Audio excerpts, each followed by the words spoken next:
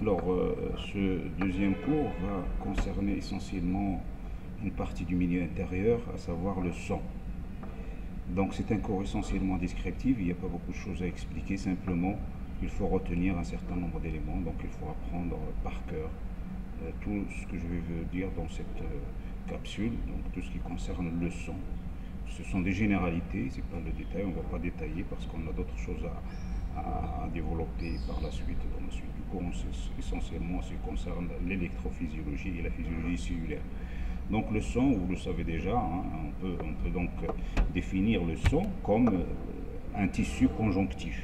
Un tissu conjonctif liquide, c'est un liquide dans lequel il y a des cellules. Donc c'est pour ça que on dit que c'est un tissu. Donc également c'est un milieu fluide circulant dans les vaisseaux, donc dans des vaisseaux sanguins.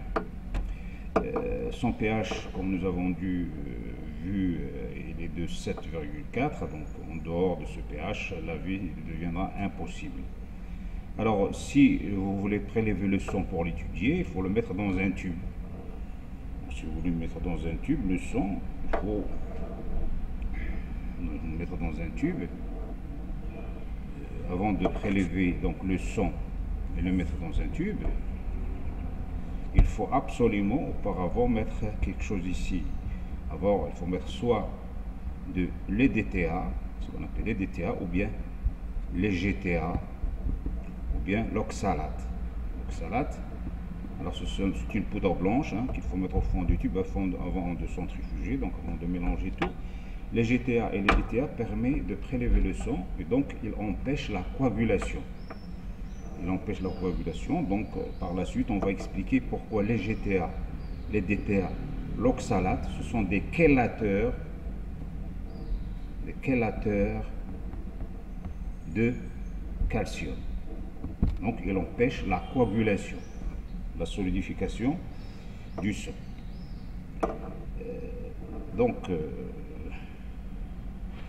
Le volume sanguin, généralement, il est variable selon le sexe. Vous le savez, ça. Le sang représente environ 8% de la masse corporelle. Chez l'adulte, son volume, chez l'homme, est d'à peu près 4 à 5 litres. Hein. Chez la femme, un peu moins. Donc, 5 à 6 litres chez l'homme et 4 à 5 litres chez la femme.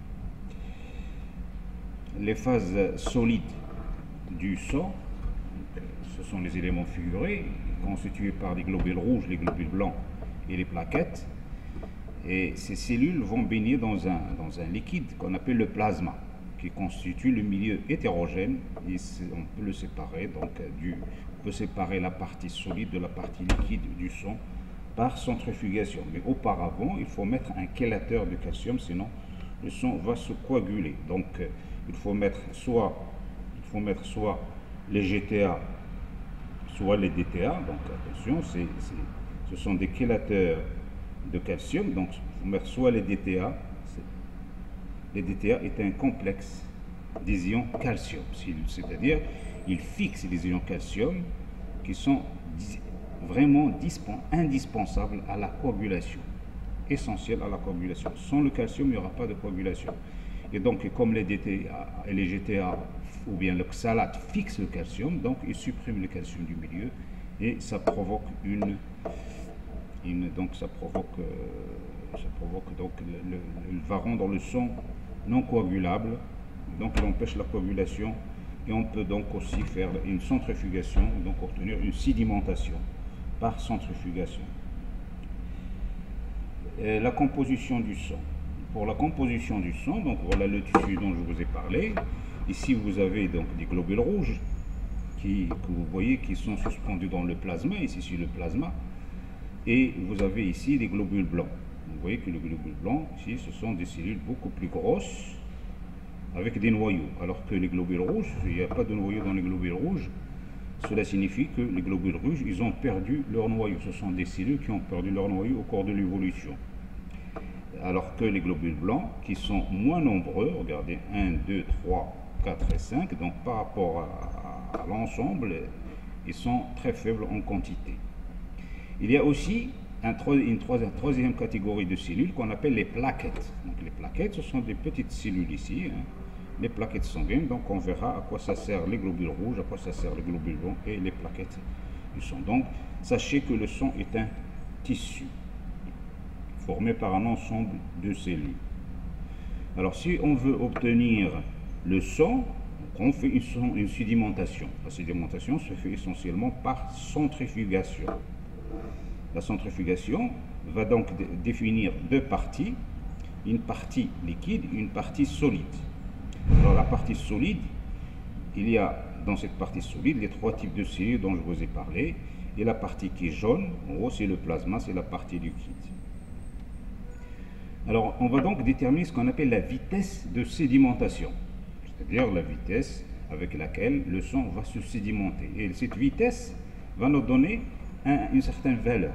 Donc soit il se sédimente si la vitesse de sédimentation est inférieure à 7 mm, donc dans un tube à essai on veut une centrifugation, et s'il se sédimente pour un temps inférieur à 7 mm, donc pour une distance, pour une épaisseur, une distance de 7 mm, ou s'il est supérieur à 20 mm, les résultats sont donc dans un intervalle entre 7 et 20.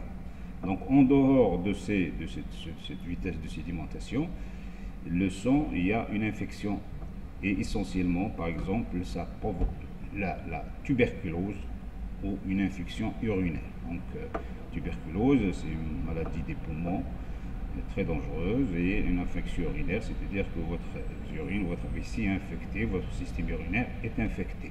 Donc, et on permet de savoir avec la vitesse de sédimentation, on détermine la vitesse de sédimentation, voilà les résultats qui sont normaux. En dehors de ces résultats normaux, donc, cette vitesse peut nous renseigner sur une inflammation ou sur une infection.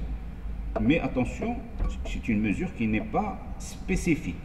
Qu'est-ce que ça veut dire spécifique? Ça ne veut pas dire que si vous avez une vitesse en dehors de 7 mm, supérieure à 7 mm ou inférieure à 20 mm, donc si vous êtes entre 7 et 20 mm de vitesse de sédimentation, donc en une heure, pendant une heure, on fait pendant une heure une centrifugation, et on essaie de mesurer simplement avec un double décimètre en millimètres la quantité sédimentée. Si vous êtes en dehors de cette valeur, ça ne veut pas dire automatiquement que vous êtes malade. Donc ce n'est pas vraiment spécifique d'une maladie particulière.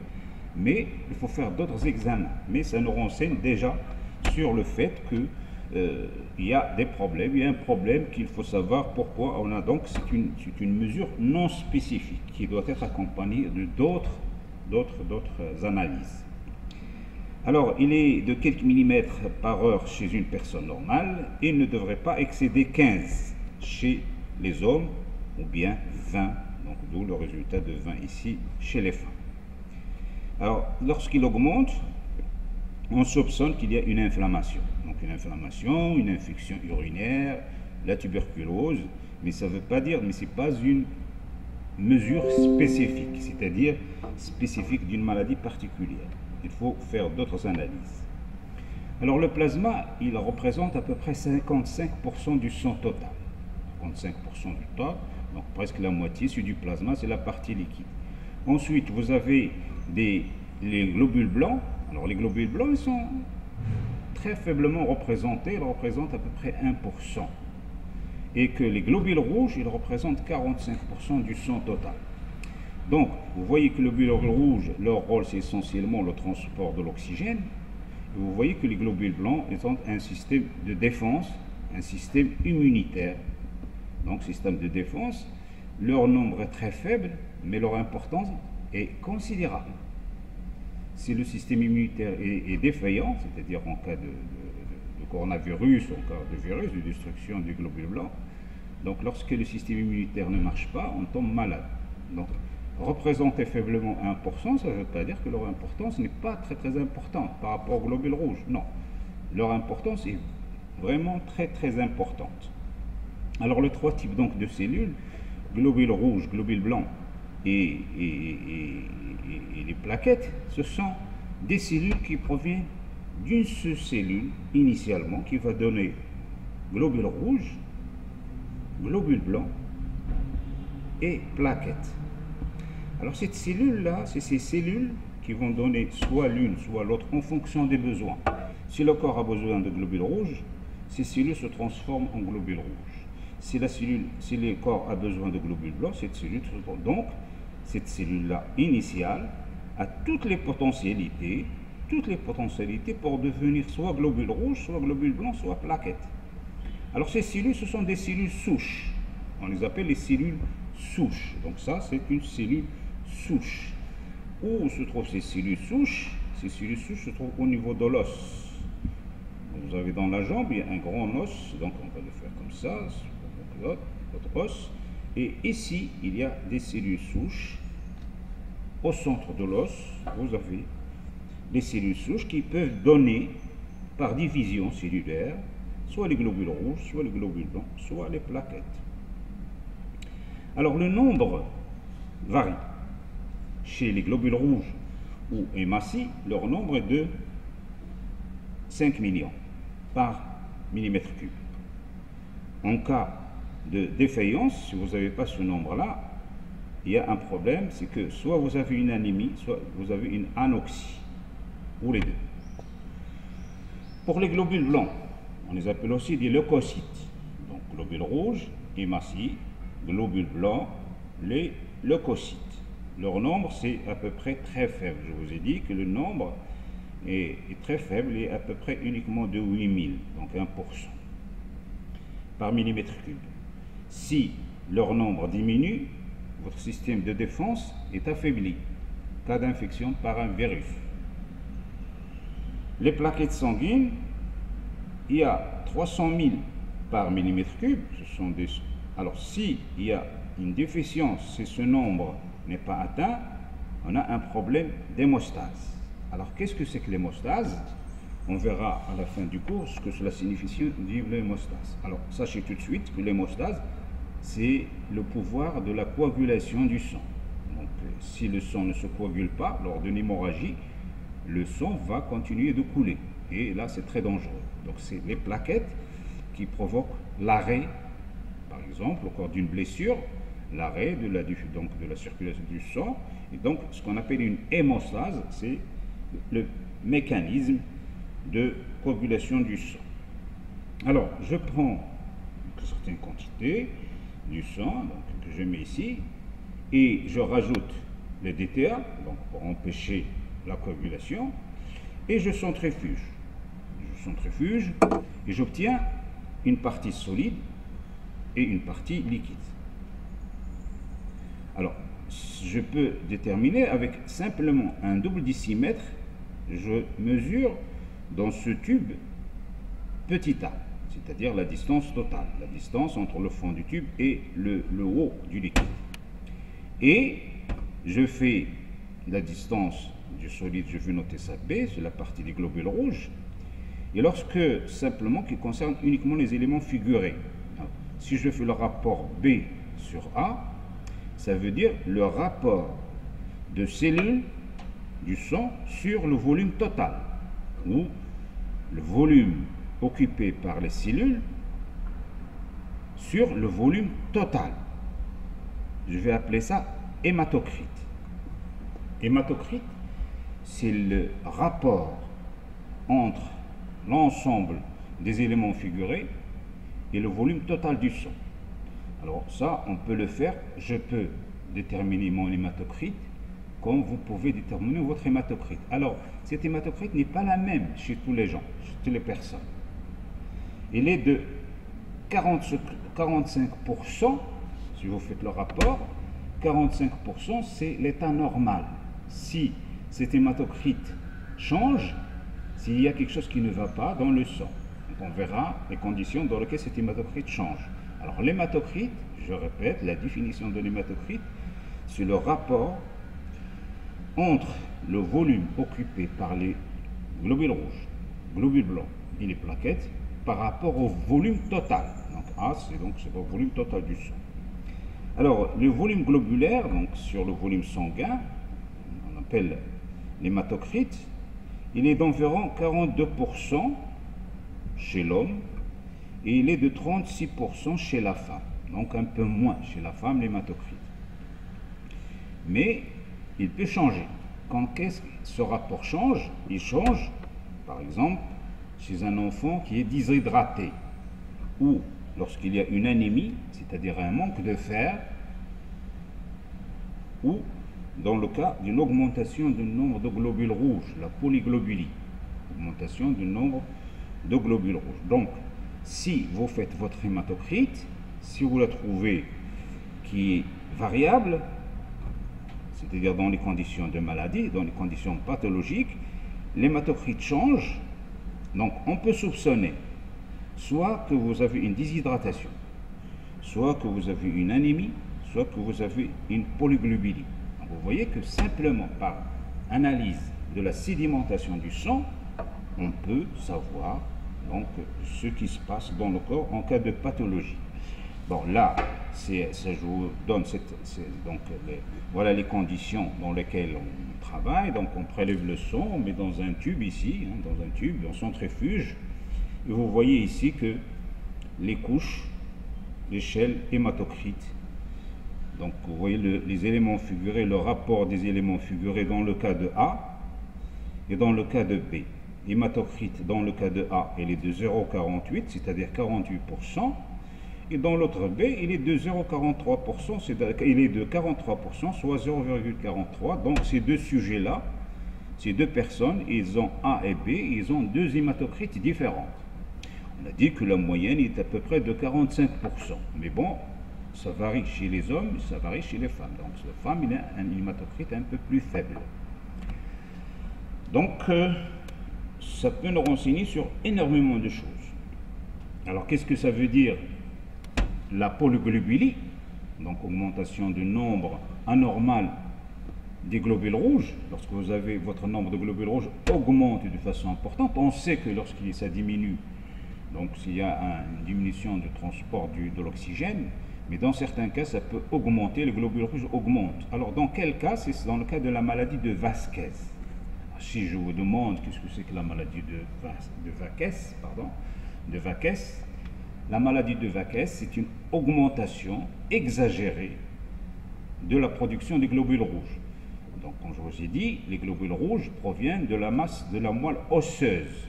Donc, à partir des cellules souches, donc à partir des cellules souches de l'os, ici, on peut avoir les globules rouges, les globules blancs ou les plaquettes. Donc, si on a une augmentation de globules rouges dans les vaisseaux sanguins, donc le nombre de globules rouges augmente, ça risque de provoquer un caillot, ce qu'on appelle une thrombose.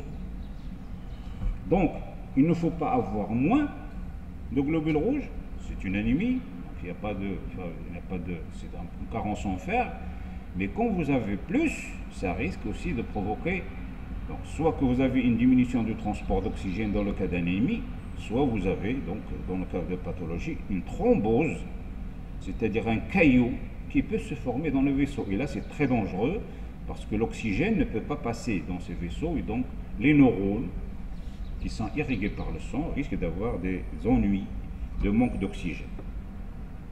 Dans le cas donc de l'anémie, c'est une diminution de l'hémoglobine dans le sang, puisque le globule rouge contient à l'intérieur de l'hémoglobine, et que vous savez que c'est quoi l'hémoglobine? Donc vous avez 4 éléments de l'hémoglobine avec un atome de fer ici. Donc si je me rappelle bien de mes cours, moi voilà l'atome d'hémoglobine. Donc la molécule d'hémoglobine, il est comme ça avec un atome de fer au milieu.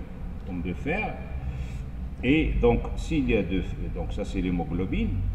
Et vous avez un atome de fer au milieu. S'il n'y a pas de fer dans le sang, donc s'il manque de fer, une carence en fer, bon, prenez le fer, par exemple, si vous prenez des lentilles, les lentilles sont très riches en fer. Donc, en cas de manque de fer, vous avez une diminution du nombre de globules rouges, d'hémoglobine. Alors, dans certains cas, certaines personnes trichent. Ils trichent, ils vont augmenter leur nombre de globules rouges, artificiellement.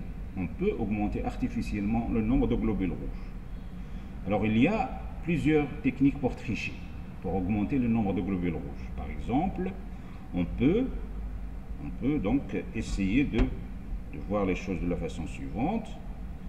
Au cours, par exemple, vous pouvez, un athlète, s'il veut tricher, par exemple, dans le cas du cyclisme, dans le cas du rugby, ou de sport, ou dans le cas d'athlétisme, il peut injecter son propre sang. Alors comment est-ce que se fait injection de son propre sang?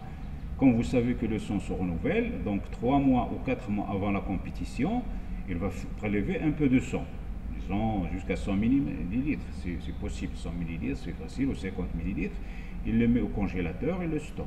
Donc un mois après, il prend 200 millilitres, ainsi de suite, et ainsi de suite. Et à un certain moment donné, il va faire un stockage de son sang. Alors le sang, il va être fabriqué, son sang va chaque fois être fabriqué par le corps. Le jour ou la veille de la compétition, il va s'injecter son propre sang qui a été déposé au congélateur 3 mois ou 4 mois avant. Donc c'est une transfusion autologue. On peut utiliser son propre sang. Alors les médecins qui vont venir, si on veut faire une vérification, on va trouver que c'est son sang. Il n'y a pas injecté une substance ou quoi que ce soit qui a permis l'augmentation du nombre de globules rouges. Mais il va y avoir un certain nombre, l'hématocrite va augmenter. Donc le rapport entre le volume des globules rouges sur le volume total du sang va augmenter. Au lieu de trouver 45%, on va trouver 50, 52, 54%. Et que lorsqu'on fait une analyse pour chercher les substances qu'il a injectées, on ne va pas trouver de substances. Donc il a simplement injecté son propre sang. C'est une transfusion autologue. Alors, on peut aussi utiliser des substances pour augmenter la performance du sportif. Par exemple, s'auto-injecter une substance qui va stimuler la fabrication, donc la fabrication des globules rouges. Il y a des substances qui stimulent la production. On verra tout à l'heure comment on peut donc augmenter le nombre de globules rouges par injection. Alors, le processus qui permet la formation des cellules sanguines, comme je vous ai dit, se trouve ici. Vous avez un certain nombre de cellules souches, ce sont des cellules embryonnaires, donc ceux qui ont gardé leur caractère embryonnaire, et peuvent se diviser à tout moment. Donc ce sont des cellules qui ne sont pas divisées, mais ils attendent le processus pour se diviser et donc pour se multiplier. Mais il faut qu'elles reçoivent un signal pour qu'il y ait une division. Donc, pour que ces cellules qui se trouvent ici, dans la moelle osseuse, dans des globules rouges, le globule blanc, dans les plaquettes, il faut qu'elles reçoivent un signal. Un signal, c'est donc au niveau de la moelle osseuse. Alors, quel est ce signal? Ce signal, c'est la pression de l'oxygène.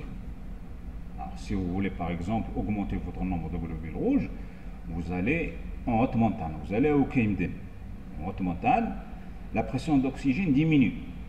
Alors, lorsque la pression d'oxygène diminue, ça va entraîner une augmentation de la fabrication des globules rouges. Les gens qui habitent dans la montagne, ils ont un nombre de globules rouges très important. Pourquoi? Parce que en haute montagne, les sportifs, par exemple au Kenya, s'entraînent en haut plateau, c'est-à-dire là où il y a l'altitude. Plus vous allez en haut, plus le taux d'oxygène diminue, plus la pression d'oxygène diminue. Donc, lorsque la pression d'oxygène diminue, alors le foie est renseigné que la pression de l'oxygène diminue, le rein est renseigné, il va fabriquer une hormone qu'on appelle l'érythropoïétine. Alors cette hormone, fabriquée en réponse à une diminution de l'oxygène, va provoquer la fabrication à partir des cellules souches au niveau de l'os, au niveau de la moelle osseuse, pour donner les globules rouges. Donc ça, c'est ce qui se passe en physiologie. Physiologiquement, vous pouvez augmenter votre nombre d'oxygène si vous allez dans un endroit où il y a une diminution de pression d'oxygène. Par contre, vous pouvez injecter artificiellement, si vous voulez tricher, vous injectez l'érythropoïétine. Et lorsque vous injectez l'érythropoïétine, automatiquement, vous augmentez la quantité de globules rouges dans le sang. Alors, ce qui dit une augmentation d'oxygène, donc de globules rouges, le globule rouge augmente dans le sang, ça veut dire que vous avez beaucoup d'oxygène qui va oxygéner vos muscles. Donc vos performances musculaires seront très élevées. Et donc vous allez battre les autres coureurs qui n'ont pas cette augmentation de performance. Là, vous augmentez le nombre de globules rouges, donc vous augmentez l'oxygénation de vos muscles, donc vous allez courir beaucoup plus vite que les autres. Ça, c'est une tricherie, surtout si vous injectez l'érythropoïétine. Auparavant, siècle dernier, à la fin du siècle dernier, on peut injecter l'érythropoïétine sans que ce soit décelé dans le sang. Maintenant, avec les techniques qu'on a actuellement, on peut savoir si vous avez injecté l'érythropoïétine ou pas. Mais avant, pendant les années 60-70, les coureurs du demi-fond et du fond, ils utilisent l'érythropoïétine pour augmenter leur nombre de globules rouges, donc augmenter l'oxygénation du muscle. Ils trichent. Et lorsqu'ils trichent, ils peuvent, donc le 100 mètres, ils peuvent le courir en 9 secondes, 9 secondes et quelques, en 10 secondes avant. Mais bon, il y a des performances au fur et à mesure. Alors voilà donc comment se forment les globules rouges. Alors je vous demande de faire attention à cette diapositive. Là, donc je vais vous dire, donc ça c'est le Tour de France, hein, le sport le plus dur au monde actuellement, c'est le Tour de France. Le Tour de France, les coureurs, ils font à peu près 18 000 km en 16 jours, 16 à 18 jours. Alors faire 18 000 km à vélo, avec des plats, avec parfois des montagnes qu'il faut monter à vélo, chaque étape fait à peu près 200 à 250 km. Une étape fait 200 km. Alors faire le vélo chaque jour, pendant 16 jours, 200 km, c'est le sport le plus dur au monde. Alors là, ce monsieur-là en rose, c'est Pantani. C'est un coureur italien qui a gagné le Tour de France. 2003 ou 2004, je ne me rappelle pas exactement de la date, mais c'est un coureur italien qui a gagné. Ici, c'est la montée, il veut monter. Il va arriver le premier au sommet ici, Tourmalet, donc au sud de la France, au niveau des Pyrénées. Il monte et il va arriver le premier. Il laisse derrière lui qui? Il va laisser derrière lui Armstrong. Armstrong, c'est un Américain qui a gagné 7 fois le Tour de France. 7 fois le Tour de France. C'est une personne qui a eu en 1994 un cancer des testicules. Donc, le médecin lui a donné 6 mois pour vivre. Il a changé de médecin, il s'est rétabli. Et après le rétablissement, il utilise des substances chimiothérapiques, donc rétablissement, il est guéri, il a fait 7 fois, il a gagné 7 fois le Tour de France. Bon, on a fait des prélèvements des testicules, mais par la suite, on a préservé ses spermatozoïdes. Et actuellement, il a 3 petites filles. Il va faire avec une fécondation in vitro. Alors, donc, dans cette étape-là, Pantani a devancé un coureur américain qui a gagné 7 fois le Tour de France. Et Michel, comment il s'appelle? C'est un Français, c'est Virenque. Voilà, Michel Virenque. Je ne me trompe pas. C'est Virenque, mais en tout cas c'est Virenque, c'est un champion, c'est le premier Français, donc à un certain moment donné, il était toujours le premier dans les différents types de tours. Donc, Italien, Américain et Français, ils vont monter. Celui-là, il va arriver le premier, Armstrong, il va arriver le deuxième, et Virenque le troisième. Après l'analyse du sang, donc il a gagné le Tour de France, on lui a donné la médaille, on lui a donné le prix, donc ça coûte énormément cher, on lui a donné beaucoup d'argent. 3 mois après, on a prélevé le sang. Donc vous savez que lorsqu'un coureur arrive à l'arrivée, on lui prélève le sang et on fait des analyses. Donc toujours, pas le sang, mais essentiellement les urines. Et on a décelé qu'il a fait essai doping.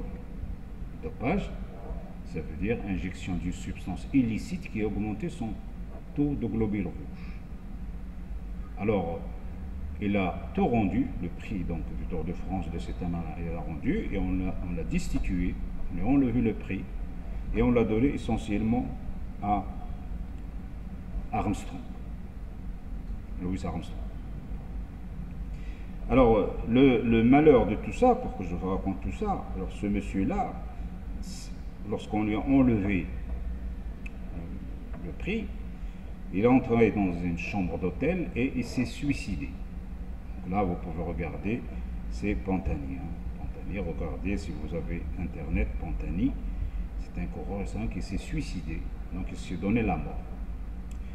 Alors, Vérinck, lui, c'est lui qui a donc gagné le premier prix de cette année-là. Donc, cette fois, donc, il a gagné énormément d'argent. Après, il est parti à la retraite. Et en 2015-2016, il est allé à la télévision et il a dit qu'il s'est dopé, lui aussi. Il s'est dopé. Et il a rendu tous les prix. Et maintenant, personne ne parle de lui. Donc, il a gagné cette fois, mais avec dopage. Il utilise des substances illicites pour augmenter le nombre de globules rouges.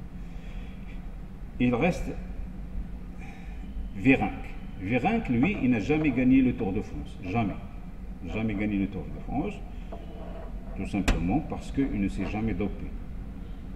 Il n'a jamais utilisé de substances illicites. Alors, pour les taux d'hématocrite qu'on a décelés chez Pantani, c'est à peu près une hématocrite de 52%. Alors si, donc c'est très facile, hein, vous enlevez le sang ou le centrifugé, vous déterminez le volume des globules rouges sur le globule blanc. Alors si vous avez 45% d'hématocrite est égal à 45%, c'est bon. Vous n'êtes pas dopé, votre nombre de globules rouges n'est pas augmenté. Mais si vous êtes à 52%, on va se poser des questions. On va essayer de trouver pourquoi votre hématocrite a augmenté.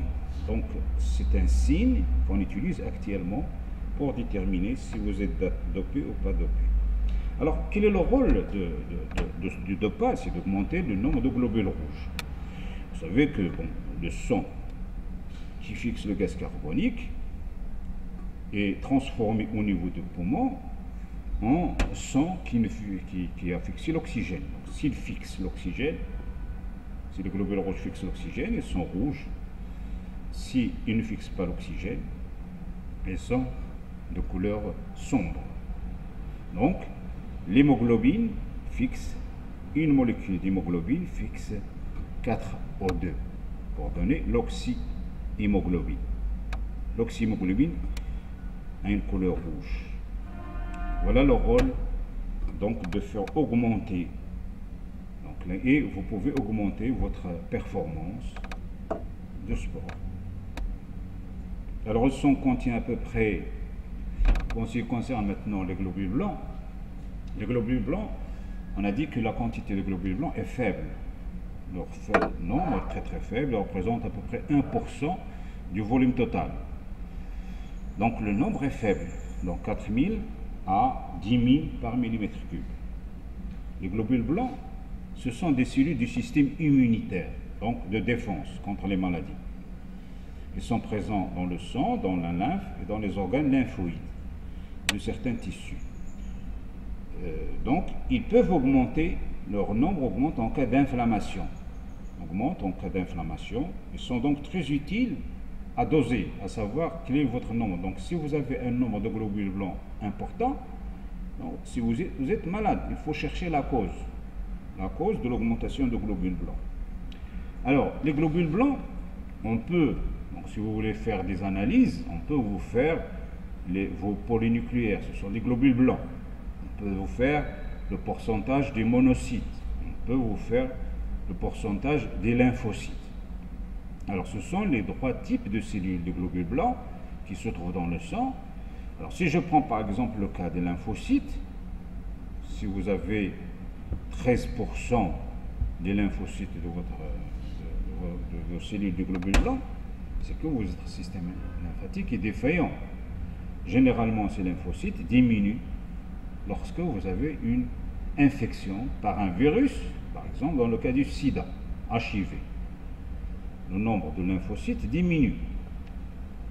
Donc leur nombre est important et que le nombre de ces globules blancs ne doit pas être très faible. Donc il intervient dans la réponse immunitaire.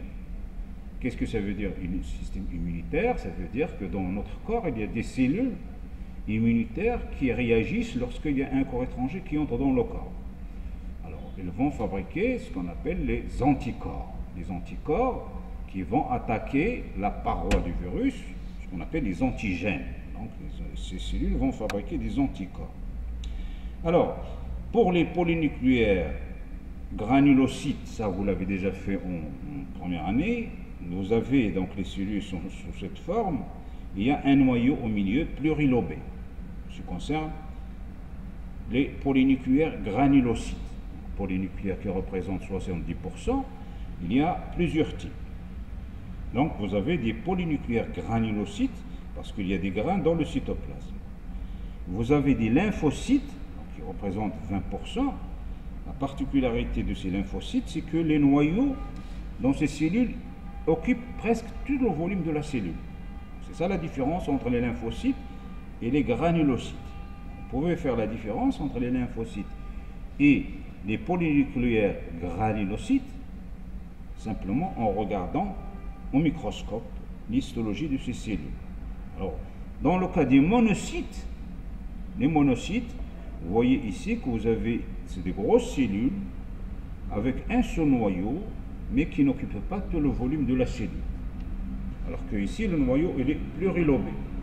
Ici, le noyau il n'est pas plurilobé. Ici, le noyau n'est pas plurilobé. Qu'est-ce que ça veut dire plurilobé? Ça veut dire plusieurs lobes. Et ça, ce que ça veut dire plurilobé. Ça, c'est plurilobé, plusieurs lobes. Alors que ici, donc, pour les lymphocytes. Alors, pour les leucocytes ou les globules blancs, vous avez donc plusieurs catégories, des monocytes. Vous avez aussi des neutrophiles, les ionosophiles et les basophiles concernant les polynucléaires granuleux. Et les leucocytes, il y en a, donc ils ne sont pas, ce sont des leucocytes ou des globules blancs.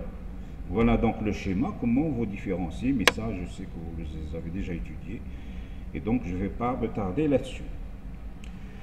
Alors, voilà donc le pourcentage, voilà une facture, donc pas une facture, mais disons une analyse qu'un laboratoire vous fait lorsque vous allez faire une analyse du sang. Donc on vous donne des neutrophiles, des ionosophiles et des basophiles concernant les polynucléaires.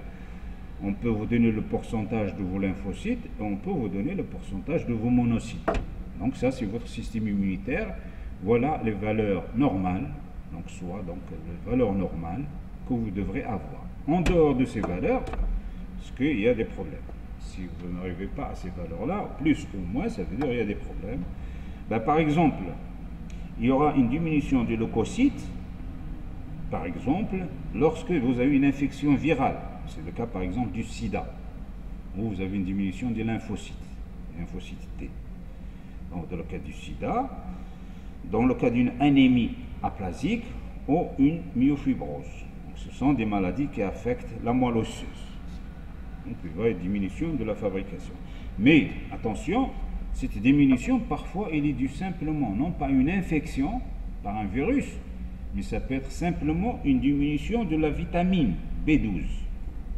Si votre corps manque de vitamine B12, vous risquez d'avoir une perturbation au niveau cellulaire. Donc ce n'est pas automatiquement que vous avez le nombre de globules blancs diminue, que vous êtes atteint du sida ou d'une anémie aplasique ou une myofibrose, mais il se peut que ce soit simplement un problème de la vitamine 12, au niveau de la vitamine B12, ou bien par exemple une irradiation de certains médicaments. Par exemple, si vous utilisez des antibiotiques, de la colchicine ou des médicaments pour la tension, vous risquez d'avoir une diminution du nombre de globules blancs.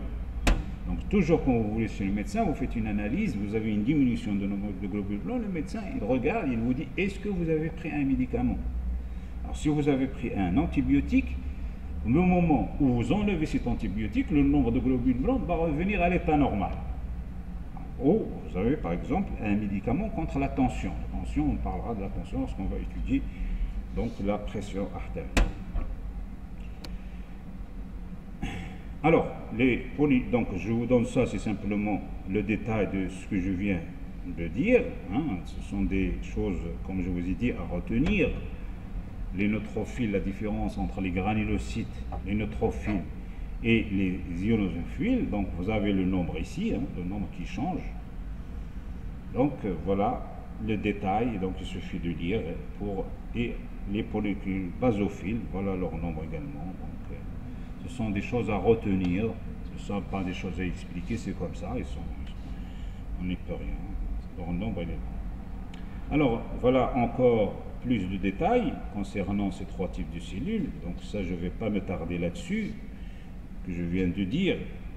Bon, il suffit donc de relire. Les lymphocytes ont un rôle majeur dans le système immunitaire. Les monocytes aussi sont des globules blancs qui évoluent en macrophages, aux cellules dendritiques. Il s'agit des cellules les plus grandes qui circulent dans le sang.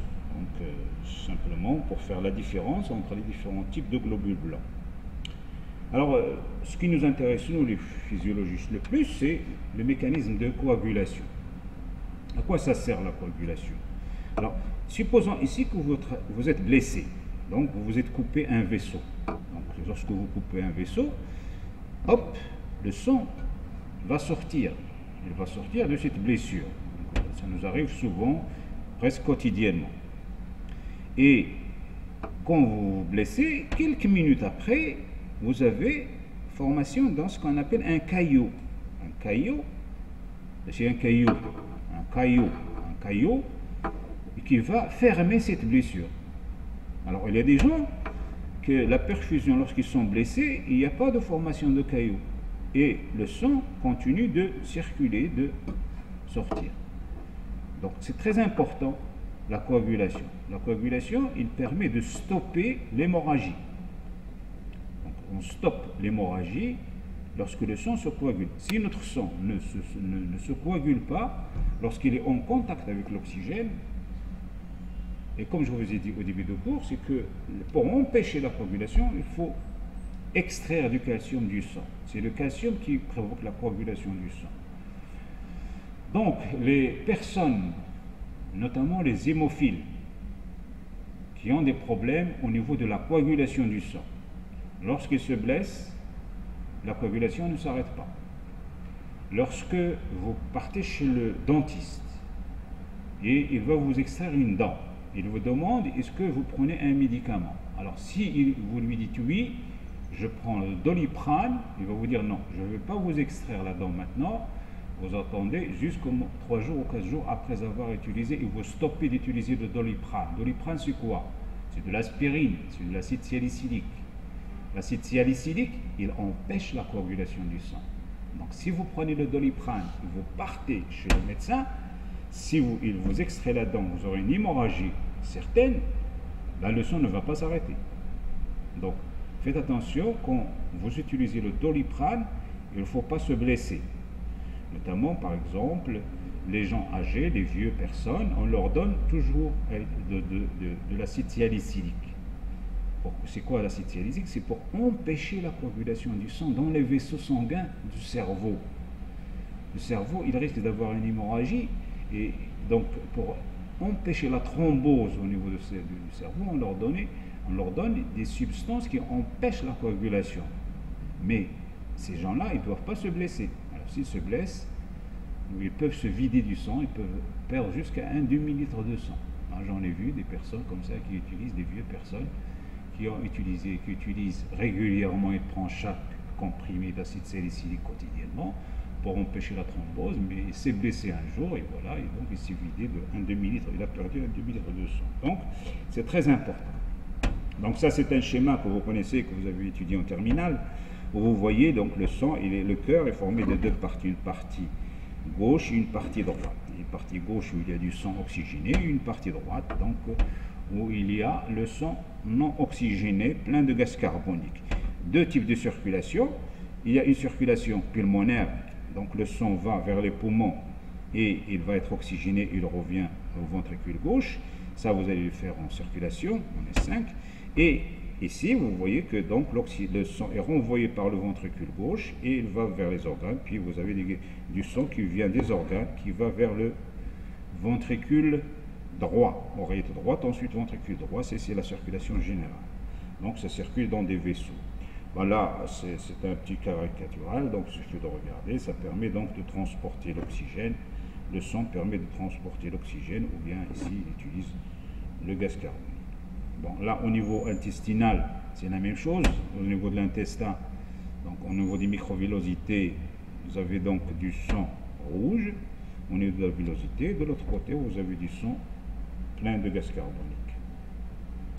Là, donc, c'est simplement en ce qui concerne le mécanisme de transport. Ce qui nous a fait pousser un petit peu à arriver à ça, à la chose suivante, c'est que c'est l'ensemble des mécanismes naturels qu'on veut étudier qui concernent l'hémostase. Alors, la notion d'hémostase, c'est quoi? C'est la notion de coagulation du sang. c'est l'ensemble des mécanismes naturels permettant l'arrêt d'une hémorragie.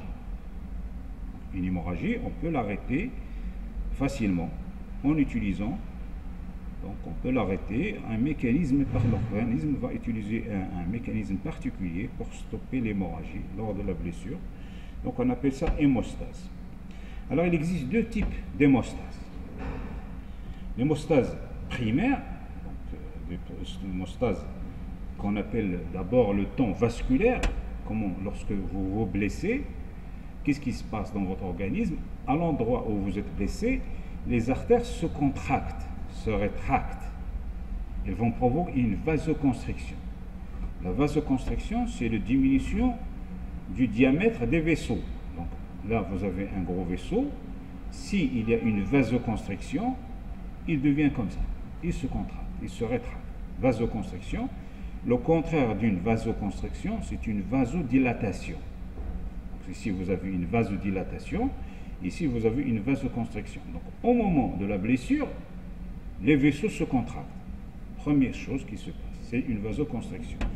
Les artères, les vaisseaux sanguins vont se rétracter, ce qui diminue l'écoulement de sang. Donc, le sang va diminuer de s'écouler. Ensuite, le mécanisme qui va venir par la suite, c'est les plaquettes. Les plaquettes, ils vont venir et ils vont former un amas.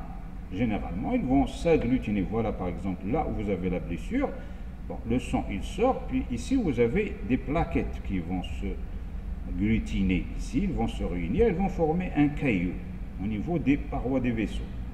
Donc, vous voyez que, donc ensuite, vous avez le temps plasmatique, c'est le temps de coagulation et la formation d'un caillou, et il va y avoir la formation de la fibrine, donc rétraction des vaisseaux, vasoconstriction, intervention des plaquettes qui vont s'agglutiner au niveau de la blessure, et troisième mécanisme, c'est la formation du caillou, du fait que vous avez formation de la fibrine. Donc tout ça va colmater, c'est comme du ciment qui va fermer la blessure. Alors, il faut que les vaisseaux se contractent, il faut qu'il y a des plaquettes, et il faut que formation d'une protéine qu'on appelle la fibrine, sous l'action d'une enzyme, la thrombine. Donc cette fibrine va former architecture pour fermer la blessure. Donc pour l'hémostase primaire, trois mécanismes: contraction, vasoconstriction des vaisseaux, agglutination des plaquettes, troisièmement, formation des filaments de fibrine. Donc voilà ce qui se passe. Tout ça, c'est formation de ce caillot-là et la blessure. Mais ce caillot-là, si vous mettez votre doigt, vous êtes blessé, vous attendez quelques secondes, vous avez formation d'un caillot qui est visible à l'œil. Si vous rincez votre main, ce caillot s'enlève facilement. Donc il n'est pas stable. Il n'est pas stable, ce caillot. L'hémostase primaire n'est pas stable. Ça veut dire qu'on n'a pas encore arrivé au stade de la coagulation, de l'arrêt de l'hémorragie. Alors il s'enlève, et lorsqu'il s'enlève, vous avez du sang qui va sortir de nouveau. Donc il ne faut pas rincer la blessure, il faut attendre un moment pour qu'il y ait l'hémostase secondaire. Ça, c'est l'hémostase primaire.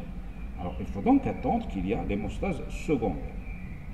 Donc l'hémostase primaire, c'est celle-ci. Voilà les différents stades. Lorsque vous avez une lésion vasculaire, vous avez une vasoconstriction, c'est-à-dire rétrécissement du diamètre des vaisseaux, la diminution de la sortie du sang, et en même temps, vous avez formation de la fibrine avec les fibres de collagène. Les plaquettes vont venir, elles vont s'agglutiner, et vous avez une activation des plaquettes et libération de facteurs plaquettaires. Donc ça, c'est l'hémostase primaire, qui n'est pas stable, qui s'enlève facilement. Ce n'est pas la fin de la coagulation. De la stop de l'hémorragie n'est pas encore. Il faut l'hémostase secondaire. Donc le clou plaquettaire, ce qu'on appelle donc le clou plaquettaire, pourquoi on appelle le clou? Donc il ressemble à un clou plaquettaire qui va fermer ici. Il n'est pas stable, il est instable. Il ne peut résister, et donc il ne peut pas résister à des fortes pressions. Si vous exercez une pression, il s'enlève et le sang sort de nouveau. Il faut attendre une nouvelle coagulation. Alors, les vaisseaux peuvent avoir adhérence à des plaquettes. Donc, il faut l'hémostase secondaire. Alors, dans l'hémostase secondaire, dans l'hémostase secondaire, il va y avoir la vraie coagulation du sang. Alors, comment il va se faire? Il va se faire de la façon suivante. Alors, il va y avoir l'activation des facteurs de coagulation.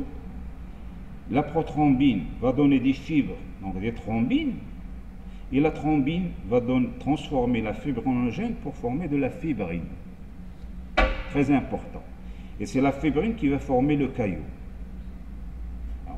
Donc, la lésion va donner l'activation de facteurs de coagulation. Il y a des facteurs de coagulation dans le sang qui permettent la transformation de la prothrombine en thrombine. Et c'est la thrombine qui va activer la formation de la fibrinogène pour former les fibres de la fibrine. Et c'est la fibrine qui va provoquer donc la coagulation du sang. Et là, vous êtes vraiment à l'abri.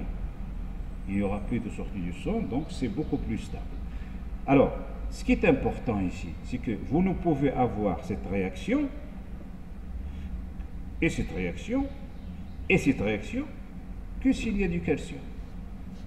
Le calcium, c'est lui qui va provoquer ces réactions biochimiques. Donc, lorsqu'il n'y a pas de calcium, lorsqu'on met par exemple de l'EDTA, bon, alors le sang ne va pas coaguler. Vous mettez le sang dans un tube, il ne va pas se coaguler. Mais si on ne met pas de l'EDTA ou l'EGTA ou l'oxalate, le sang va se coaguler. Pourquoi? Parce qu'il y a du calcium dans le milieu. Donc, le calcium permet la transformation et la transformation des réactions biochimiques. Donc, dans l'hémostase, il y a l'hémostase primaire et l'hémostase secondaire. L'hémostase primaire n'est pas stable. Par contre, l'hémostase secondaire, ce sont l'ensemble des réactions biochimiques qui vont contribuer à la formation de la fibrine. Très important pour la coagulation. Donc voilà, le calcium donc, est un élément nécessaire. Et la majorité des facteurs est synthétisée par le foie, et certains nécessitent de la vitamine K, donc une déficience en vitamine K provoque des troubles d'absorption de la vitamine K, provoque des troubles de la coagulation. Si vous manquez de vitamine K, vous risquez d'avoir des problèmes de coagulation. La vitamine K est importante. Les cascades enzymatiques, c'est-à-dire la réaction biochimique, sont amplifiées, donc il y a multiplication des molécules actives à chaque étape. Et l'inconvénient, c'est que lorsqu'il y a un déficit en un seul facteur, c'est ce qui manque un seul facteur, fibrine, fibrinogène, prothrombine, s'il manque un seul facteur, il n'y aura pas de coagulation. Donc voilà en ce qui concerne l'hémostase. Voilà donc le rôle des plaquettes. Donc si je reprends, les globules rouges, c'est l'oxygène et le CO2. Les globules blancs, c'est le système de défense et le système immunitaire. Et les plaquettes, c'est la coagulation. Donc voilà à quoi ça sert le globule rouge, voilà à quoi ça sert le globule blanc. Parfois, voilà à quoi ça sert les plaquettes. Donc les plaquettes, c'est quelque chose de très important. Ils interviennent dans la...